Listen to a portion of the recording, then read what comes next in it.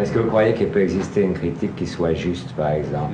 Même personnel, et les critiques, justement, moi je comprends très bien ça, sont toujours personnelles en général. Je veux dire, quand ils pensent du mal de quelque chose, ils cherchent à faire du mal à la race. Quand on est critique, c'est un mouvement d'humeur, comme ça, le lendemain c'est passé, on pense autre chose.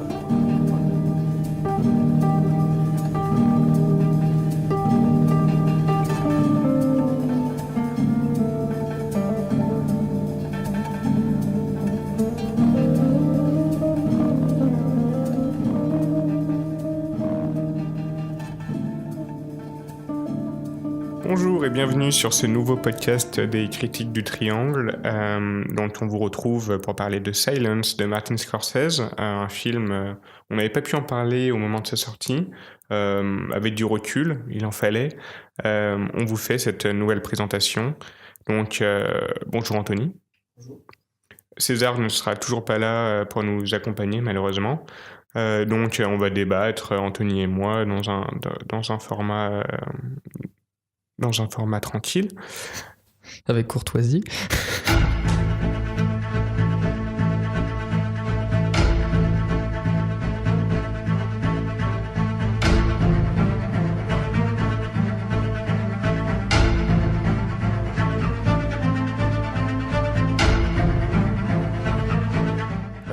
Donc je pense qu'on était plutôt d'accord sur le fait que Silence soit un très bon film, au moins c'est dit. Au moins ça, oui. C'est un film donc de Martin Scorsese, son dernier film, qui vient après Le Loup de Wall Street, qui était déjà un très grand film, sorti en 2012. Le film se déroule au Japon pendant la Grande Inquisition contre les catholiques portugais, espagnols, qui sont venus convertir le peuple japonais au christianisme. Et ils ont eu quelques déboires. Et dans la perspective de retrouver un de leurs prêtres, le prêtre Ferreira, le personnage d'Andrew Garfield et d'Adam Driver partent à sa recherche au Japon et vont passer par plusieurs étapes entre souffrance et vision divine. Je te laisse commencer, Anthony. Qu'est-ce que tu as pensé du film ? Alors moi je pense que c'est un très beau film et qui a eu un accueil assez malheureux. On a été d'accord pour le dire que le film est un peu passé sous les radars et qu'il a été mal reçu. Moi il y a plusieurs points qui m'intéressent dans le film. Le premier ce serait cette peinture de la vanité occidentale, c'est-à-dire que le personnage Andrew Garfield arrive en colon, hein, je pense que c'est bien ça, en colon au Japon, dans le but d'évangéliser la population japonaise. Et ce qui est assez frappant, en fait, tout d'abord, c'est la ressemblance physique que Scorsese a voulu entre l'acteur Andrew Garfield et le Christ, puisque tous les deux ont à peu près la trentaine, les cheveux longs. La représentation du Christ. Oui, la représentation du Christ, effectivement. Et donc c'est assez saisissant. D'ailleurs, il y a une très belle scène où Andrew Garfield, au bord de la folie, se regarde son reflet dans le miroir et il voit se superposer le visage du Christ. Donc l'idée ce serait que finalement ce prêtre Rodriguez serait dans une imitation de Dieu, presque qu'il aurait un déguisement, qu'il se ferait passer pour le Christ aux yeux des Japonais, et que finalement ça c'est la première partie du film, et que la deuxième partie ne serait qu'une déconstruction progressive de cette image par des jeux des jeux orchestrés par les Japonais qui vont petit à petit mettre Rodriguez face à sa propre contradiction et sa propre condition. D'ailleurs, il faudrait rappeler que ça aussi, ça a été dit que le film serait un film qui donnerait une image assez peu reluisante des Japonais, ce que je ne crois pas du tout, puisque si on compare par exemple le film au Loup de Wall Street, on voit que formellement c'est radicalement différent. C'est-à-dire que le Scorsese on va dire quand il fait des films comme Les Affranchis, Casino ou le Loup de Wall Street qui pourrait presque former une trilogie, on a vraiment des films extrêmement baroques, virtuoses, qui sont vraiment dans une opulence visuelle. Ici, on est même si le film dure presque aussi longtemps, on est dans un cadre beaucoup plus serré, beaucoup plus minimal. On a une grande concision dans le découpage. On a énormément de plans fixes, ce qui est assez curieux dans un film de Scorsese où il utilise beaucoup de steadicam. Donc on a voilà un film qui est à mon avis une ode à la nature, il y a une façon de capter, notamment l'élémentaire qui est vraiment au centre du film, et que Scorsese finalement ce qu'il filme au-delà de ses acteurs, c'est surtout ce territoire japonais, puisque c'est évidemment aussi l'histoire d'une confrontation entre des hommes et un territoire. Et ce qu'on apprend à la fin du film, c'est que finalement les Japonais, la foi japonaise, ce sont ils sont animistes, et qu'en gros Dieu se manifesterait à travers la nature, et que ce que filmerait Scorsese tout au long du film, ce serait finalement cette nature toute puissante, et que l'homme finalement serait tout petit face à la nature, et que le film est, je pense, de ce point de vue-là, beaucoup plus complexe et ambigu sur son discours sur la foi au final, puisque ce n'est pas que le parcours initiatique du personnage principal. On est vraiment dans un équilibre entre la vision du monde de Rodriguez, qui au fur et à mesure que le film avance, finalement se met même jusqu'à douter de sa foi et a réellement peur de la mort. Donc presque ses convictions s'écroulent, tandis qu'on a une affirmation de cette foi japonaise en la nature et la puissance de cette nature. On a aussi cette scène où les Japonais qui ont été convertis sont crucifiés et sont jetés à la, enfin ils sont laissés à la mer, et qu'on a une assistance sur leur corps qui petit à petit se désagrège au contact de l'eau salée. Donc voilà, il y a une vraie attention à ce niveau-là. Oui, bon, dans Silence, par rapport à ce que tu disais, déjà j'aimerais revenir très rapidement et faire un petit parallèle avec les Loups de Wall Street. C'est vrai que jamais à ce point Scorsese n'avait mis en scène, je sais pas si tu es d'accord, deux personnages, donc le personnage de DiCaprio dans le Loup de Wall Street et le personnage de Andrew Garfield dans Silence, personnages jusqu'au-boutistes dans leur manière de faire. Pour revenir à cette trilogie, en fait, on retrouve aussi la fameuse structure scorsésienne qui est l'avènement et la chute, ce qu'on retrouve très clairement dans le film. Et il y a évidemment presque une proximité des deux sujets, puisque cette histoire de déconstruction de la vanité occidentale, elle trouve, le Loup de Wall Street, c'est presque le point d'orgue c'est un grand film sur la vulgarité du capitalisme, et sur ces hommes devenus rendus fous par leur propre culture. Par rapport au Loup de Wall Street, je suis pas tout à fait d'accord. Par rapport effectivement à cette trilogie, il y a des points communs, notamment ce que tu disais sur l'avènement puis la chute. Mais pour moi, le Loup de Wall Street, c'est la première fois où Scorsese, même si le débat religieux est énormément dans ses films, et on le sait bien, c'est d'ailleurs ce qui l'a propulsé dans les critiques de la critique en général et dans son ensemble, c'est que pour la première fois, et à ce point, l'argent est montré comme un culte.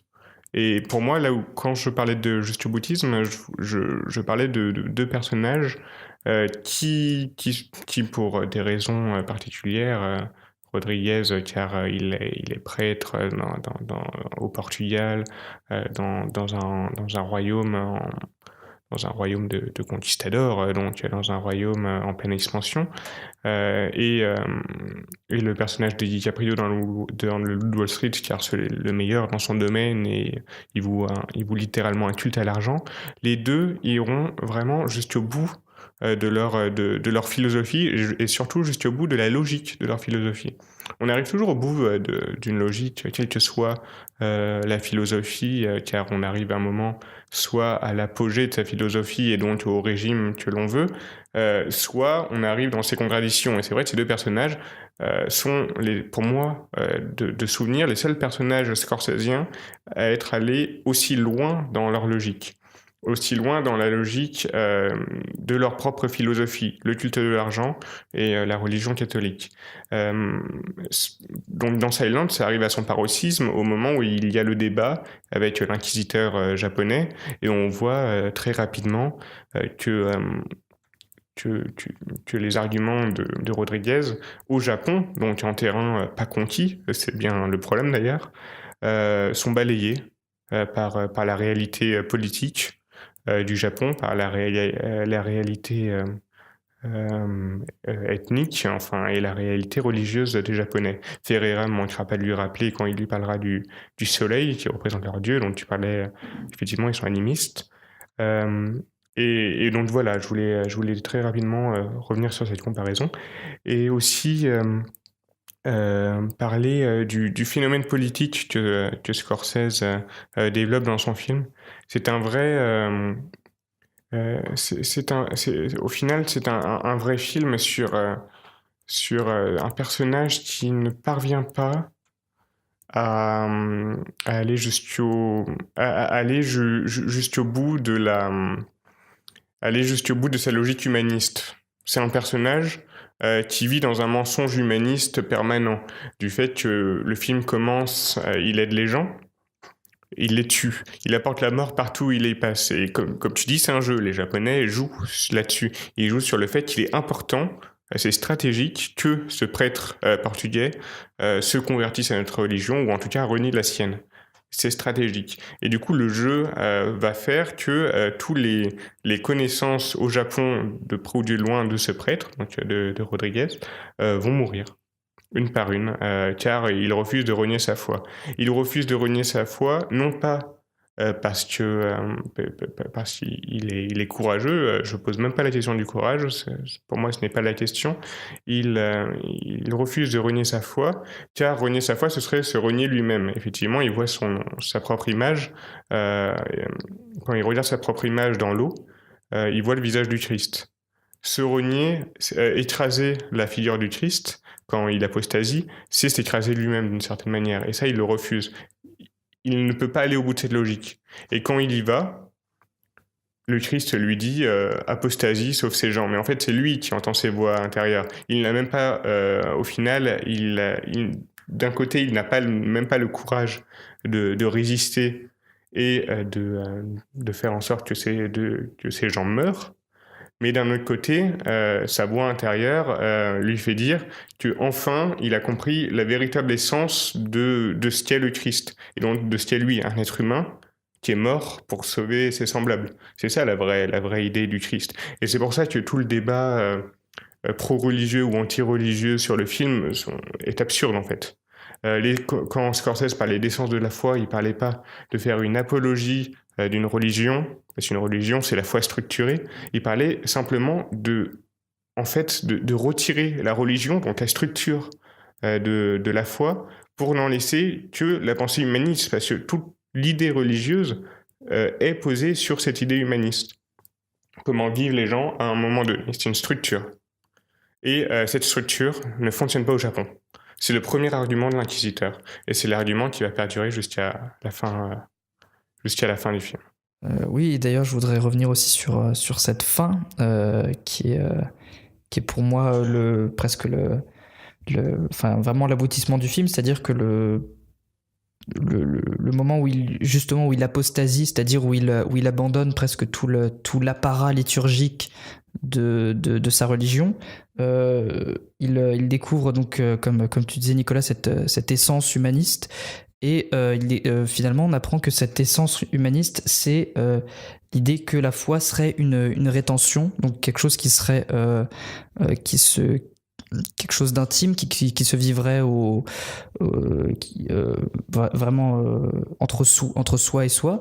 Et tout quand on pense pendant tout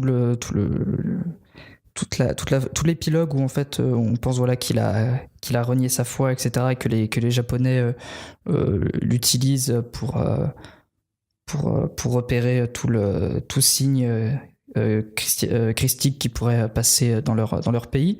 En fait tout le dénouement montre que finalement il n'a jamais cessé d'avoir la foi, mais que comme le dernier plan, ce travelling numérique qui rentre jusque dans sa sépulture, et qu'on découvre cette croix, en fait, c'est que cette idée que finalement tout le film n'est qu'un mouvement de rétention, c'est-à-dire une vision comme tu disais, structurée de la religion, qui